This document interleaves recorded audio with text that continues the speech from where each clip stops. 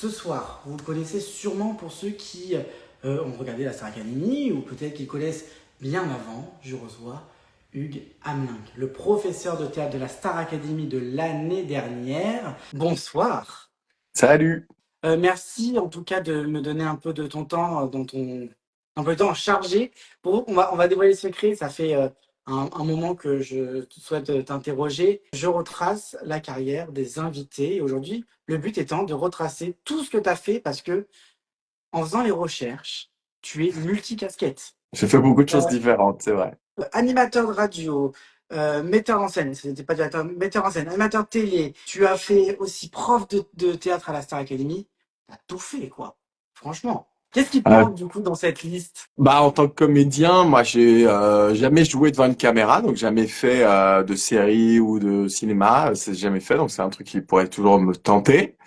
Ouais. Je fais beaucoup de radio en tant qu'animateur. J'ai fait la chronique en télévision aussi, en dehors de prof de théâtre à la Starac. Ouais. Donc, je serais très heureux d'animer un divertissement, par exemple, en télévision, un jour, dans un rôle de présentateur. Vraiment, c'est un truc qui me plairait bien. Et j'aimerais beaucoup écrire des chansons. C'est vrai? Ouais, je fais Est-ce pas que de musique, hein, mais vraiment écrire des paroles, pas composer, mais écrire des paroles pour des chanteurs, chanteuses, ça me plairait beaucoup. est-ce que tu as déjà des petites idées un peu? Est-ce que déjà tu t'es posé un peu la question sur quel type de chanson que tu voudrais écrire ou pas? J'ai écrit déjà plein de trucs, hein. Moi, j'ai un tiroir plein de textes, mais ça part dans tous les sens. Il n'y a pas de style particulier. C'est en fonction de choses qui me passent par la tête, une formule, un sujet, et puis c'est le plaisir d'écrire en rime. Moi, j'adore faire rimer. Donc C'est voilà. vrai. Petite casquette, est-ce que quand tu étais petit, tu imaginais avoir une telle carrière? Je me dis pas du tout à ce moment-là que j'ai envie d'en faire un métier. C'est un peu plus tard à l'adolescence. Moi, je suis d'une génération qui a grandi dans les années 80, 90. Ouais. Je suis adolescent dans les années 90 et la télévision est surpuissante dans les années 90 et les grandes émissions de divertissement à la télévision le samedi soir, comme peut l'être la Star Academy aujourd'hui, mais c'était quelque chose de très important. Et moi, je me souviens que quand je regardais ces émissions-là, je me disais ah ça doit être incroyable d'être un artiste et d'être invité dans ces émissions. Mais le cheminement, il va se faire très lentement, petit à petit. Et puis, c'est le concours de circonstances, quoi, qui m'ont amené à la Star Academy, par exemple. Et comment justement tu as commencé ce côté artistique? Est-ce que c'est des rencontres, j'imagine? Ça part d'un choix, clairement. C'est-à-dire que, Ok. à 18, 19 ans, je me suis lancé dans une école de théâtre, ici, en Belgique. Donc, j'avais la volonté de devenir comédien. C'est des études assez sérieuses dans l'enseignement, ce qu'on appelle chez nous l'enseignement artistique, qui dure donc c'est des années d'études supérieures qui durent 4 ans. Il a fallu manger et donc il fallait travailler et j'ai commencé à multiplier les activités liées à mon métier de comédien, pas uniquement jouer, mais aussi donner des cours, aussi assister d'autres metteurs en scène à la mise en scène et puis quelqu'un est venu me rencontrer un jour en me disant tiens, j'ouvrirais bien un café-théâtre, est-ce que ça t'intéresse de m'accompagner là-dedans? J'ai embarqué. En fait, la vie était faite de rencontres et d'opportunités. Quand tu as commencé, il y a eu un moment de doute et tu t'es dit, est-ce que c'est vraiment le bon chemin que je dois prendre? Et encore même aujourd'hui, Ok. est-ce que je fais bien de faire ce que je fais? Est-ce que je fais bien ce que je fais? Est-ce que je suis légitime pour le faire? Est-ce que je suis doué dans ce que je fais? Enfin, moi, je continue à me demander aujourd'hui si je suis un bon comédien, si je joue Ok. juste, si je joue bien. Alors, il y a plein d'autres domaines dans lesquels j'ai moins de doutes dans ma carrière, puisque comme tu l'as dit au début, je touche à beaucoup de choses différentes. Euh, Dans le monde des médias, la radio et la télévision sont des domaines dans lesquels je me sens plus confortable. Mais Ok. dès que je monte sur scène, actuellement, je tourne avec mon one-man show et j'y vais toujours avec une grande appréhension et voilà, donc des doutes, j'en ai tout le temps et je me suis toujours demandé si je faisais bien d'aller dans cette voie-là, mais en même temps, je voyais pas très bien ce que j'avais envie de faire d'autre. Enfin, il y a pas l'idée d'être assis dans un bureau toute la journée était vraiment quelque chose qui m'enthousiasmait pas du tout, quoi. Est-ce que tu te rappelles de cette première fois où tu montes sur scène, où tu fais euh, un petit tournage?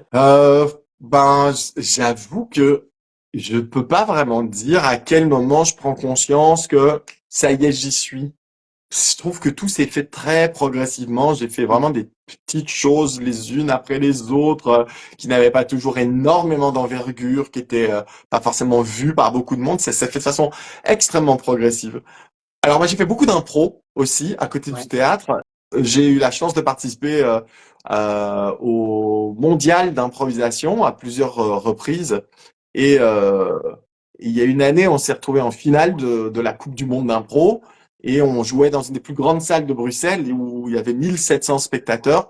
Et là, quand même, je me dis, c'est quand même un petit accomplissement. Et on a gagné le match ce soir-là et la Belgique avait remporté le titre de champion du monde. C'était en 2009, hein, donc ça remonte déjà. Mais j'avoue que à l'issue de cette soirée-là, je m'étais dit, bah, là, Ok. on a fait un truc sérieux, quoi. Beaucoup de travail, mais c'est surtout beaucoup de passion, hein, c'est beaucoup d'envie. En fait, c'est surtout une histoire d'envie. Et c'est ce que je disais il y a quelques minutes. C'était une chance pour moi, et ça, je crois que mes parents l'ont très vite compris, que que j'étais passionné et que donc quand vous avez la chance, là, s'il y a des parents qui nous regardent ou des ados qui nous regardent là en ce moment, si vous avez la chance d'avoir une passion ou de côtoyer quelqu'un qui a une passion, faites tout pour le laisser vivre cette passion. Quelle chance de savoir pourquoi on a envie de se réveiller le matin. Café théâtre, on en a parlé tout à l'heure. Cette idée d'avoir ce café théâtre, comment, bon, c'était une rencontre, mais comment elle est venue vraiment à 100% cette idée-là? Bah, déjà, moi, quand j'avais 18 ans, je fréquentais les cafés-théâtres de Bruxelles. Ok. C'était quelque chose que j'aimais faire, aller voir des artistes émergents qui n'étaient pas encore très connus, que ce soit des concerts, que ce soit du one-man show, parce qu'à l'époque, on parlait pas beaucoup de stand-up, de théâtre, etc. Ça m'a toujours plu. Donc, d'aller dans des petites salles de moins de 100 spectateurs, ça a toujours été quelque chose que j'aimais. Puis je trouvais que cette ambiance où tu es assis à table, tu bois un verre et en même temps tu regardes un spectacle, j'ai toujours adoré ça. Et donc je m'étais toujours dit que j'aimerais bien jouer dans ce genre d'endroit. Et même plus largement, je m'étais dit, ça va être cool même d'en avoir un pour pouvoir programmer tes potes. Et ben au-delà de ça, quoi. Enfin, je suis pas le premier à faire ça que quelqu'un que je connais depuis quelques temps, qui est un peu plus âgé que moi a la même envie. Et un jour, il m'appelle en me demandant si j'ai envie d'embarquer avec lui dans ce projet. Et ça fait maintenant quasi 22 ans. Là, on démarre la 22e saison du Café Théâtre dans quelques jours. Et en plus, ça te permet de jouer aussi dans ce café Ouais, aussi. ça me permet à la fois de programmer plein d'artistes et de Ouais. découvrir plein de talents. Et puis par la même occasion, oui, moi j'y ai joué énormément en improvisation, beaucoup, près de 700 spectacles différents en 20 ans. Et puis mon propre one-man show qui s'appelle Info Zer 2, dans lequel je raconte l'histoire de la chanson française à travers des personnages. Et donc c'est un spectacle dans lequel on rigole, dans lequel on chante, dans lequel on apprend des trucs. Et voilà, je l'ai joué là, mais bon, aujourd'hui, avec l'exposition que j'ai eue grâce à la Star Academy, je le joue un peu partout et plus seulement en Belgique, je le joue en France. D'ailleurs, s'il y a des Lillois qui nous regardent, je joue le Ah oui. 17 septembre au Spotlight à Lille. Et puis là, tu pars sur une petite tournée quand même ou pas? Pour les Ouais, personnes qui n'habitent pas forcément à Lille, voilà, et qui veulent te voir un peu partout en c'est une France. petite tournée, c'est une fin de tournée. Si tu veux, la grosse tournée, c'était vraiment entre février et juin dernier. Ouais. Là, il nous reste encore quelques dates jusqu'au mois de mai, mais il y en a qui vont se rajouter. Mais voilà, oui, il y a des dates un peu partout. Alors c'est clair que j'en ai beaucoup plus en Belgique qu'en France parce que je suis Oui. installé ici et que je suis né ici et que c'est chez moi. Mais il y a quelques dates en France, il y a Lille et puis alors on est en train de discuter pour aller jouer à Toulouse. Mais j'ai des demandes un peu partout. Le problème, c'est qu'il faut construire un projet parce que je peux venir, mais il faut pas qu'il y ait 5 personnes dans la salle. Ouais, ouais. Il faut avoir une salle qui est partenaire à la coproduction, mais tout ça est en train de se construire. Du coup, fin de tournée, est-ce que tu penses déjà à un prochain spectacle? Oui, j'ai des idées, mais rien d'écrit. J'ai pas écrit une ligne, quoi, pour le moment. Mais voilà, j'ai un spectacle en tête qui est extrêmement personnel et qui serait beaucoup moins humoristique, mais dans lequel j'ai envie de raconter bah, mon enfance et comment cette enfance particulière m'a amené à être l'homme que je suis aujourd'hui, donc un truc plus touchant. J'ai une idée de spectacle beaucoup plus humoristique sur les rapports hommes-femmes. Bon, c'est un grand classique, mais j'ai envie d'y apporter une petite touche très personnelle. Donc voilà, il faut que j'écrive quelque chose. Pour le moment, c'est pas prévu. Quand on t'a appelé pour faire la Star Academy, est-ce que tu as dit oui tout de suite à cette Oui, proposition? oui, C'est oui, vrai? oui, oui, j'ai dit oui tout de suite. Euh, Après, entre le moment où tu dis oui et puis le moment où on te confirme que ce sera toi, il se passe quand même Oui, il quelques faut du étapes, temps. là. Puisqu'en fait, ça fonctionne sous forme de casting avec des étapes différentes et que tu passes. C'est comme pour un entretien d'embauche finalement, Mhm. pour un poste important. Tu sais, ça va se faire en plusieurs tours. Mais bon, au départ, je dis oui, oui. J'hésite pas longtemps, quoi. Parce que c'est un programme que j'adore, Ok. que j'ai énormément regardé, tant les premières générations de Star Academy que depuis son retour il y a 3 ans. D'accord. La saison qui me précédait, donc 2023, celle d'Elena, Pierre Garnier, j'ai Ouais. tout vu. Je crois que j'ai tout regardé. Et donc, inévitablement, bah, moi, quand on m'appelle pour me demander si j'ai envie de prendre la suite de Pierre de Brouwer, je dis oui. Un programme que tu regardes sur ta télévision, on te propose d'aller dans la télévision. Qu'est-ce que ça t'a fait le jour où ils t'ont dit, OK, c'est bon, ben, on se retrouve au château d'Amaryllis? Bah, il y a à la fois beaucoup d'enthousiasme et de Ouais, joie, bien sûr, et puis il y a plein d'appréhension sur ben, maintenant c'est réel, donc il ouais, faut être à la hauteur. Après, ça dépend, enfin tu vois, ça dépend hyper fort des personnalités, mais moi je suis un angoissé. Donc, OK. donc ma première réaction c'est est-ce que je vais être à la hauteur? Est-ce que je serai prêt? Est-ce qu'ils seront contents de moi? Et puis en plus, alors, autre aspect, moi j'ai été engagé sur plein d'autres projets ici en Belgique que j'ai dû Ouais, annuler quasiment du jour au lendemain pour me rendre disponible pour les 4 mois de Starac qui allaient débuter. Donc tout ça s'est fait assez vite et assez ouais, tardivement, puisque moi je découvre que je vais être prof à la Star Academy l'année dernière à la fin de l'été. Et la OK, Starac ouais. démarre au mois d'octobre, donc ça a été très rapide, quoi. Dans tes cours que tu as fait à la Starac, est-ce que tu as vraiment cette carte blanche sur tes cours, sur les thèmes que tu abordes avec les élèves, ou est-ce que tu as un peu un fil conducteur sur toute la saison avec des thèmes que tu dois plus ou moins aborder? C'est un savant mélange des deux. En fait, Ouais, avec la production, on discute quotidiennement des contenus de nos cours. ouais, Ils sont validés, enfin on les valide ensemble, on détermine. Moi, moi, je suis le professionnel du théâtre. Eux, c'est des professionnels de la télévision, et on essaye ensemble de trouver la synthèse parfaite entre bah, mon métier d'enseignant de théâtre et leur métier de production de télévision. Parce que c'est ça, la Star Academy, c'est cet incroyable équilibre entre produire de la télé et être une vraie école. Parce que c'est une vraie école et que c'est une vraie émission de télévision.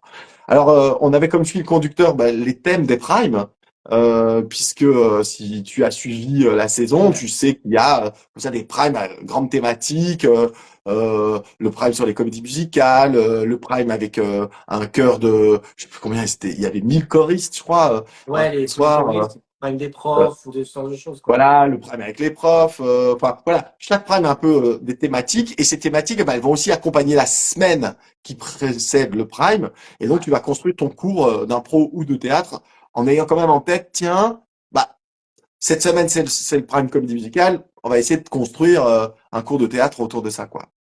Mais du coup, tu regardes vachement aussi les quotidiennes ou pas pour savoir un peu le ressenti des académiciens? Alors moi je Peut-être regardais pour les coach. moi je regardais quand même pas mal les quotidiennes, Ouais, quasi toutes. Peut-être un peu moins à la fin des ouais, 4 mois, mais au début, je regardais énormément, mais je les regardais pas tellement pour connaître l'état d'esprit des académiciens, en vérité, mais plutôt ouais. pour voir ce que faisaient mes collègues. Ok. Tiens, qu'est-ce que dit Marlène dans son cours? Que dit Sophia dans son cours? Que dit Malika dans son cours?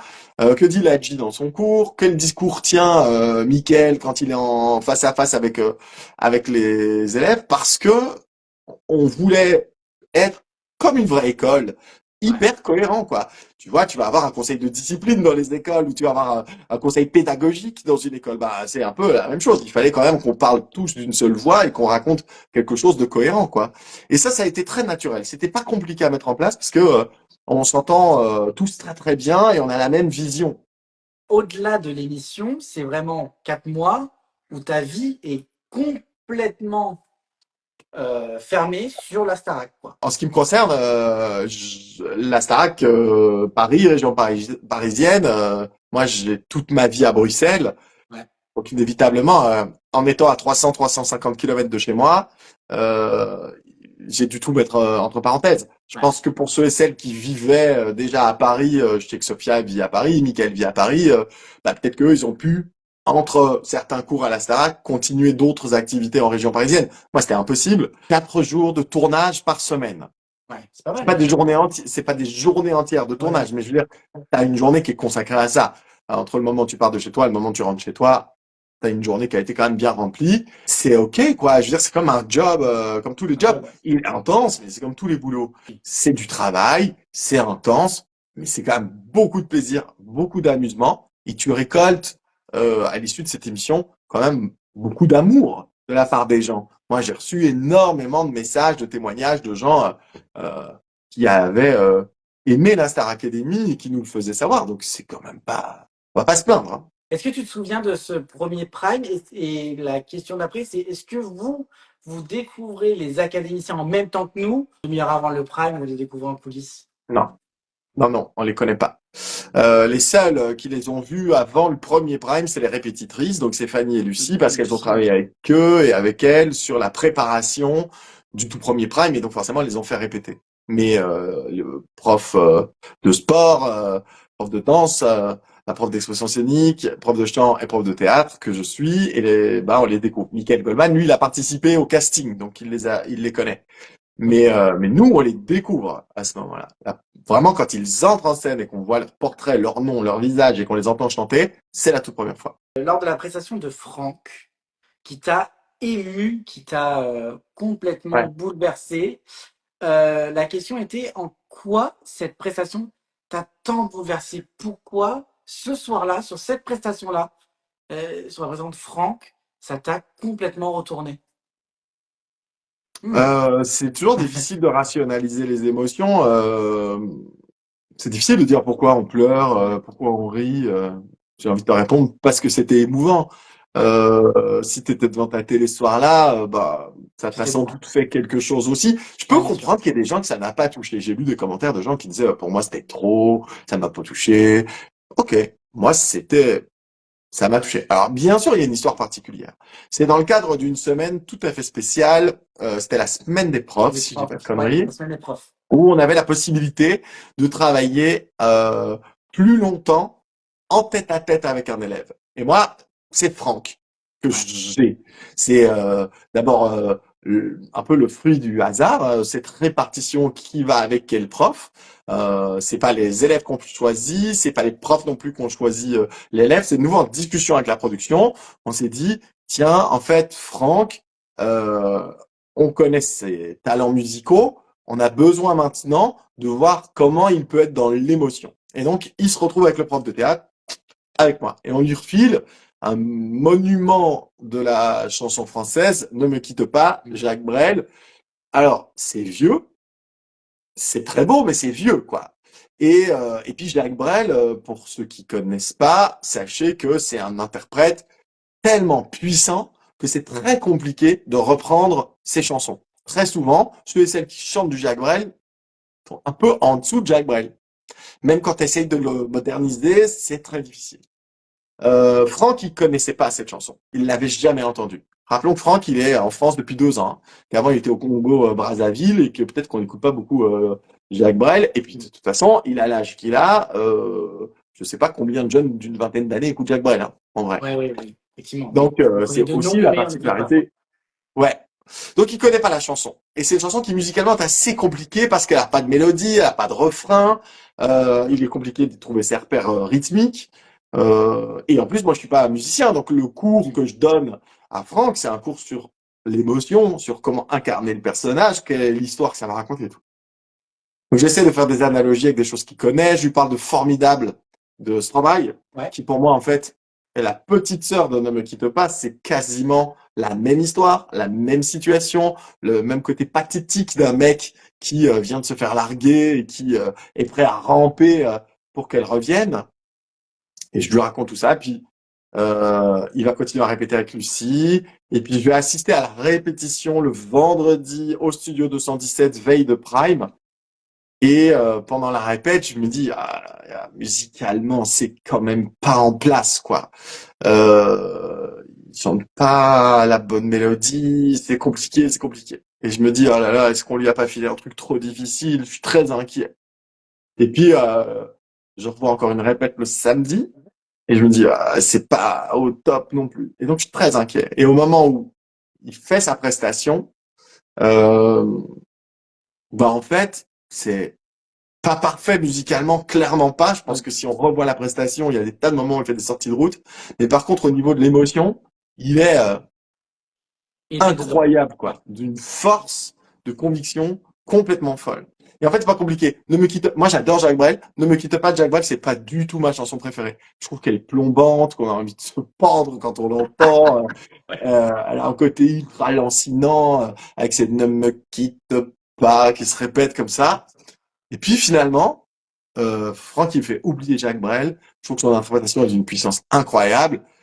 Et puis j'en sais rien, je sais pas, il y a un lien qui s'était créé entre nous. Ouais. Va t'en savoir. Je pleure, quoi. Je pleure.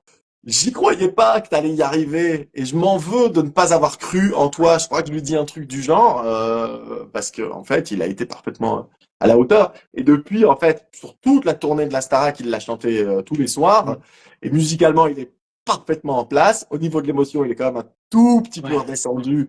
Il met pas son cœur sur la table comme ça tout le temps. C'est moins une question de survie pour lui, mais ça reste un des très très beaux moments du concert de la tournée de la Starac de cette saison. En parlant de la tournée, quand tu les as vus performer sur quasiment toutes les zéniths de France, hein, même plusieurs fois dans les mêmes villes, refaire les prestations de la Starac, mais aussi présenter leurs projets perso au fur et à mesure de la tournée. On peut que être fier quand on voit le nombre de dates qu'ils ont remplies à guichet fermé et les voir évoluer comme ils ont pu faire pendant ces mois de tournée finalement. Ah ouais, forcément, Ouais, en tant que prof, t'es super fier.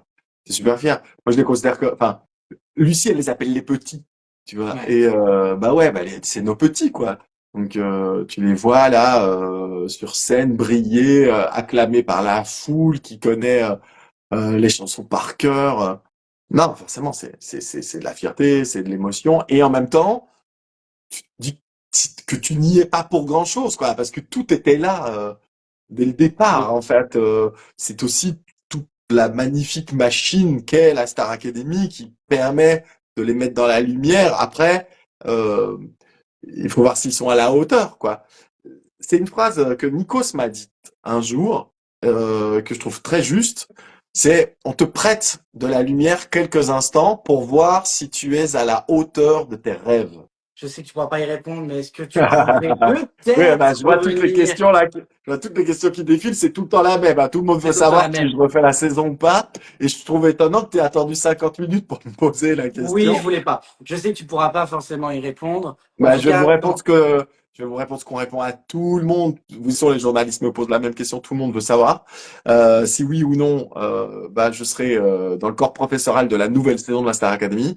Mais je peux pas répondre parce que on va savoir ça forcément, dans pas très longtemps. De toute façon, dans pas très longtemps, bah, tout vous va allez le se. savoir dans pas Voilà. longtemps. On va laisser le privilège, évidemment, à TF1 et en démol de vous annoncer bah, quels sont les ingrédients de cette nouvelle saison. Moi, je vais rien dire, je vais respecter les règles du jeu. Mais d'ici, je connais pas la date précise, mais je pense que d'ici la fin du mois de septembre, vous devriez savoir exactement de quoi sera faite la saison 2025.